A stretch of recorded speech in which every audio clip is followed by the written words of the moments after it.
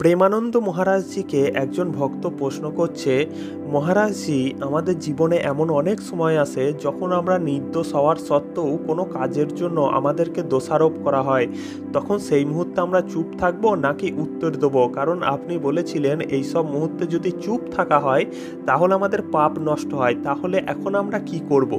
তো এই কথা শুনে প্রেমানন্দ মহারাজজি তখন উত্তরে বলছে, দেখো, যখন কেউ তোমাকে নিন্দে করছে, তোমাকে নিয়ে কটু কথা বলছে বা তোমাকে গালিগালাজ করছে, সেই সব বিষয়ে চুপ থাকা ভালো। কারণ এই সব বিষয়ে নিয়ে তর্ক করতে গেলে ঝগড়া বাড়বে, আর যদি তুমি যদি চুপ থাকো তাহলে শান্তি আসবে এবং ভগবান নিজে থেকেই সেই সব ব্যক্তিকে শাস্তি দেবে।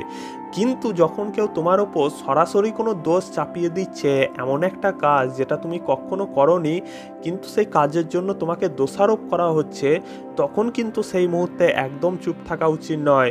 সেই সময় যদি তুমি চুপ করে থাকো তাহলে কিন্তু নির্দোষও দোষী হয়ে যাবে। তাই সঠিক যেটা উত্তর সেটা কিন্তু তোমাকে দিতে হবে। কারণ অনেক সময় নীরবতাকে হ্যাঁ বলে মনে করা হয়।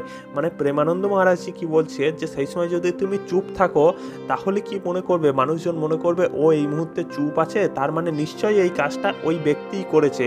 তাই মহারাজজি বলছেন সেই সময় চুপ না থেকে তোমাকে উত্তর দিতে হবে।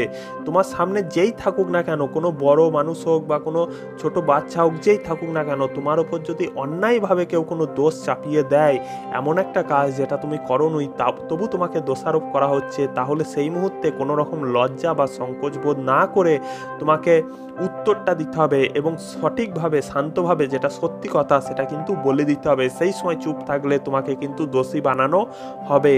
তাই মহারাজজি এটুকুই বলছেন যে হ্যাঁ, তুমি চুপ থাকবে কখন না, যখন কারোর সাথে ঝগড়া হচ্ছে তোমার, ঠিক আছে, বা কোনো বিষয় নিয়ে কথা কাটাকাটি হচ্ছে এবং সেই ব্যক্তি তোমাকে উল্টো পাল্টা কথা বলছে, ঠিক আছে, সেই সময় চুপ থাকো, ঠিক আছে। কারণ সেই সময় চুপ থাকলে শান্তি আসবে, ফালতু ফালতু ঝগড়া হবে না। এবং যদি সেই ব্যক্তি বিনা কারণে তোমাকে গালিগালাজ করে তাহলে সেই ব্যক্তিকে ভগবান শাস্তি দেবে। কিন্তু যখন কেউ তোমার ওপর কোনো দোষ চাপিয়ে দিচ্ছে, ঠিক আছে, এমন একটা কাজ যেটা তুমি করোনি, কোনো কাজের জন্য তোমাকে দোষারোপ করা হচ্ছে, ঠিক আছে, তো সেই সব মুহূর্তে একদম চুপ থাকা উচিত নয়। এই সব মুহূর্তে চুপ থাকলে তোমাকেই মানুষ দোষী মনে করবে। তাই সেই সময় যেটা সঠিক উত্তর সেটা তোমাকে দিয়ে দিতে হবে। এবং তারপরেও যদি তোমার শাস্তি পাওয়া লেখা থাকে, তোমার যদি ভাগ্যে এমন থাকে যে তবু তোমাকে শাস্তি পেতে হবে বিনা দোষেও, তাহলে সেটা তোমার কর্মফল, সেটা তোমাকে ভোগ করতেই হবে। কিন্তু হ্যাঁ, এই সব মুহূর্তে আমাদেরকে শান্তভাবে, ভদ্রভাবে যেটা সঠিক উত্তর, যেটা সত্য কথা, সেটা কিন্তু আমাদের বলে দেওয়া উচিত। এটাই হচ্ছে আমাদের কর্তব্য, ঠিক আছে। এবং তারপরেও যদি তোমার কর্ম অনুযায়ী তোমার যদি শাস্তি পাওয়া তোমার কপালে লেখা থাকে তাহলে তুমি শাস্তি পাবে, আর না হলে তুমি অবশ্যই মুক্তি পাবে। তো বন্ধুরা, আশা করছি তোমরা বুঝতে পারছো এখানে প্রেমানন্দ মহারাজ আমাদেরকে কি বোঝাতে চেয়েছেন।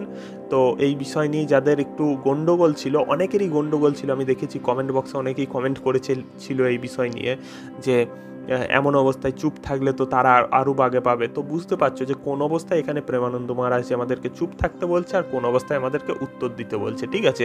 তবে প্রেমানন্দ মহারাজ এখানে আমাদেরকে এই যে অবস্থায় হোক না কেন কোথাও কিন্তু এখানে চেঁচামেচি করতে বা গালিগালাজ করতে বলেনি, বলেছে শান্তভাবে, ভদ্রভাবে যেটা সত্যি সেটা আমাদেরকে বলে দিতে হবে, ঠিক আছে। তো বন্ধুরা, আশা করছি তোমরা বুঝতে পেরেছো সব কিছু। তো প্রেমানন্দ মহারাজের এইরকম ভিডিও তোমরা যদি আরও দেখতে চাও তাহলে অবশ্যই এই চ্যানেলটিকে সাবস্ক্রাইব করে বেল আইকনটা অন করে দাও, কারণ এই চ্যানেলে প্রেমানন্দ মহারাজের হিন্দি ভিডিওগুলো বাংলায় রূপান্তরিত করে থাকি। তাহলে দেখা হবে পরের ভিডিওতে। রাধে রাধে। আর সবাইকে অনুরোধ করব, কমেন্ট বক্সে অবশ্যই রাধে রাধে লিখে দাও।